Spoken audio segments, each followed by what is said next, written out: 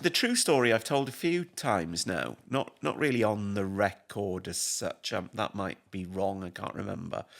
And I mean, it's quite spiteful in that it totally came about through the National Museum Amgueddfa Cymru, who I used to be one of their photographers, Right. which is the ironic thing. They did the Valley Show last year Yeah.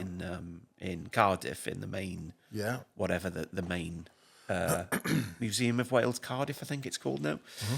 And I had no foreknowledge of it and was never asked to be part of it. And I went through to see a guy called, I went through to Martin Parr Foundation last year to do some research into some different bits and pieces to do with some prints and stuff.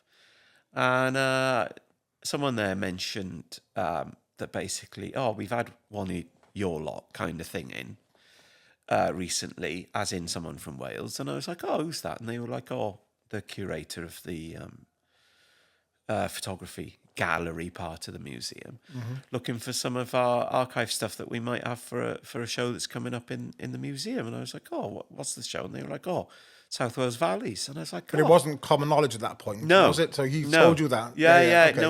No one had told me about it, and and I hadn't heard about it. Yeah. So I was just like, right, okay, nice one.